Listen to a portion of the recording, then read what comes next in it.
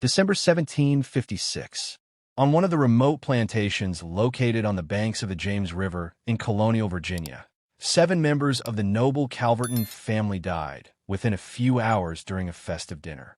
Local court archives, kept under the label of top secret for more than 2 centuries, testify that all the victims had the same symptoms: violent convulsions, blackened tongues, and a strange, sickly sweet smell emanating from their mouths, which eyewitnesses described as a mixture of almonds and honey with a trace of bitterness, enough to make even the hardiest men writhe with nausea. What made this case even more terrifying was that the person accused of the crime was Sarah Williams, who had served the Calverton family faithfully for 15 years without a single instance of disobedience, rebellion, or even minor misconduct that might suggest she posed any danger. The colonial authorities carefully concealed the case. Even today, historians struggle to find complete records of what truly happened on that December night. Documents were deliberately scattered across different county archives. Witness testimonies were sealed for 2 centuries, and physical evidence was destroyed in a so-called accidental fire just a few months after the trial. The few surviving fragments of the investigation paint such a horrifying picture that some modern scholars doubt whether the full truth was ever recorded. The truth about that fatal dinner remained hidden in dusty archives until 1987, when restoration work uncovered a water-damaged chest containing original testimonies. What they revealed about the resistance networks among the enslaved at that time turned out to be far more terrifying for those in power than anyone had imagined. The Calverton plantation spread across 3,000 acres of fertile tobacco fields in Charles City County, Virginia, where the James River curved like a brown serpent, carrying wealth to the Atlantic. In 1756, it was the heart of Virginia's tobacco empire, where vast fortunes were built on the labor of African slaves and the humid climate nourished the golden leaf. The estate embodied everything colonial Virginia aspired to be: the transplantation of English aristocratic ideals onto American soil. The mansion itself, built in 1721 by Edmund Calverton's father, was a testament to architectural ambition brought into the New World. A grand Georgian brick house with 2 symmetrical chimneys and 12 windows overlooking endless rows of tobacco plants. It was built by enslaved workers whose skills in bricklaying, carpentry, and stone masonry had been refined over generations. Master Edmund Calverton, aged 52, inherited the empire from his father in 1739, along with 40 slaves who worked the fields and maintained the complex life of the plantation. He was known as an ambitious landowner who greatly expanded his holdings, buying new lands along the river and investing in the latest agricultural techniques recommended by London merchants.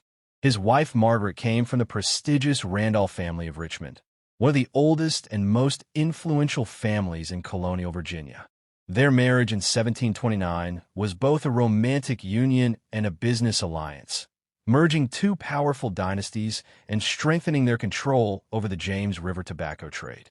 In the winter of 1756, the Calverton household included Edmund and Margaret, their 3 children representing the family's future lineage: Margaret's impoverished sister, who worked as a household assistant, and Edmund's business partner, whose financial connections were vital to the plantation's prosperity. Thomas, 24, had recently returned from 3 years of study in London, where he learned modern agricultural innovations and business practices. He dreamed of reforming traditional management methods, which caused tension with his father. Catherine, 21, embodied the refinement aristocratic families used to distinguish themselves from the lesser gentry. She had received home education in music, French, and household management, making her a desirable bride. Her engagement to Richard Peyton, the son of a wealthy Richmond tobacco merchant, was another strategic alliance. The youngest son, Edmund, 16, was preparing to inherit and manage the plantation, though his upbringing was complicated by his parents' concerns about his dangerous ideas of equality. Margaret's sister, Patience Randolph, 38, had never married due to a scandal in her youth. She found refuge with the Calvertons, serving as house manager. Colonel James Hartwell, Edmund's business partner, oversaw the trade networks that supplied Calverton tobacco to European markets. Among the enslaved, Sarah held a unique position as head cook and kitchen overseer. Her African name was lost to history, replaced by the American name Sarah. She was remarkable not only for her culinary skills, but also for her literacy, which was dangerous and strictly forbidden for slaves in colonial Virginia. Literacy was seen by plantation owners as a direct threat. The year 1756 had been especially hard on the Calverton plantation. Early October frosts had damaged much of the crop, and heavy debts from newly purchased land were pressing. Most devastating for the enslaved was Edmund's decision to sell 2 families to a rice plantation in South Carolina to raise funds. The remaining community watched the separations in horror. In the weeks before December, tensions in the Calverton house reached dangerous levels. Thomas returned from London with expensive tastes and radical ideas. Catherine worried about her engagement to Richard due to the plantation's financial troubles. Young Edmund was caught several times interacting with slave children, which his father considered unacceptable. December 15, 1756, was gray and bitterly cold. Inside the mansion, preparations for the holiday dinner were underway. Sarah had spent 3 days working, preparing dishes meant to showcase the plantation's finest offerings. The menu included roasted pork with herbs, sweet potato pudding, cornbread, greens cooked with bacon, and a special rice pudding with vanilla and cinnamon. During interrogation later recorded by Judge William Braddock, Sarah described the preparation in detail. She noted that Master Edmund entered the kitchen twice, an unusual occurrence, and asked strange questions about the ingredients and timing of the meal. Margaret Calverton also visited the kitchen, nervous, insisting that extra spices be used. Dinner was set for 6 p.m. The family and their guests gathered in the dining hall. The event that later became known as the Calverton Estate Massacre shocked all of colonial Virginia, challenging the very notion of safety. The plantation was quickly surrounded by armed men, and every slave was taken into custody. Judge Braddock arrived at dawn on December 16th, accompanied by Dr. Samuel Hayes and Reverend Thomas Whitfield.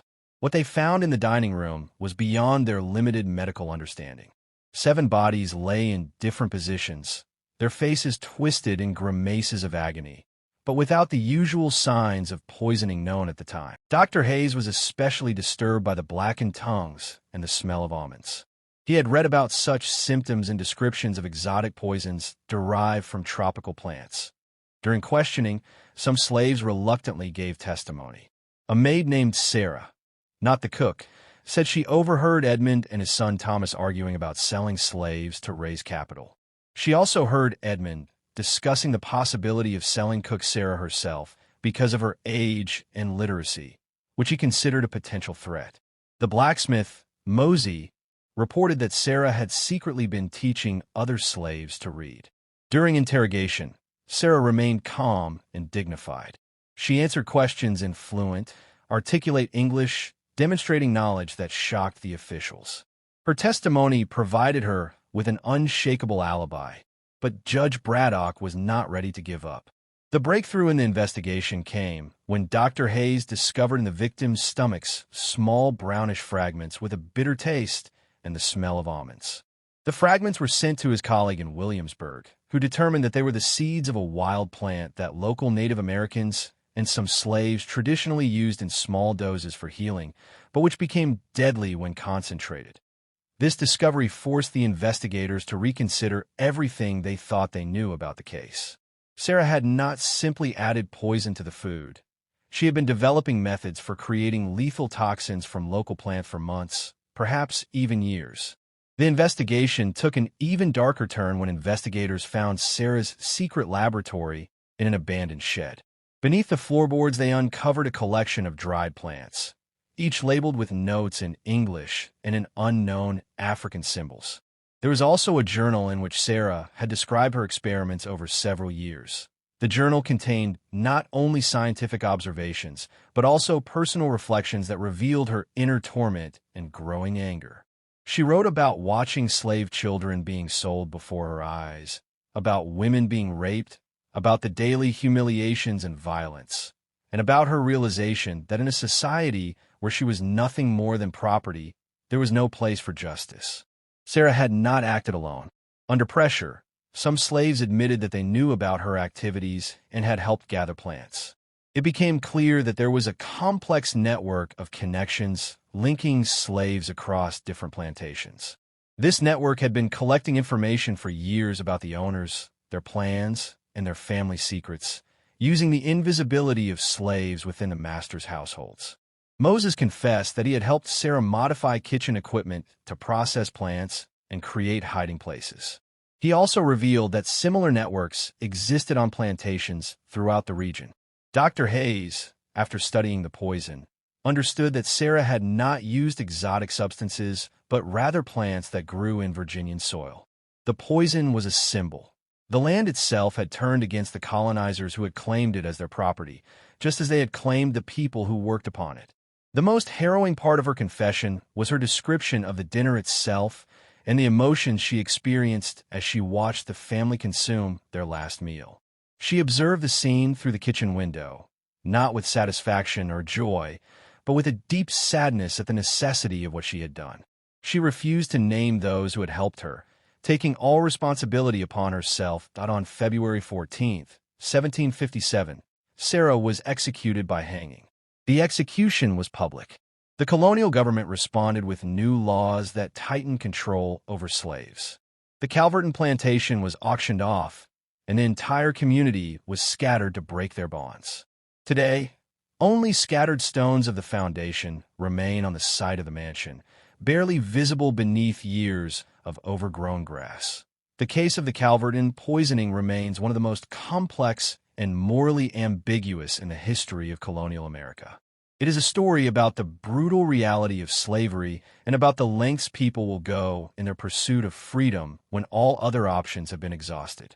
This story compels reflection on the nature of justice, on the morality of violence in response to oppression, and on the terrible actions to which people are driven by a system devoid of humanity. Do you think Sarah's actions were justified by the circumstances she faced, or might there have been other ways to resist the injustice of slavery?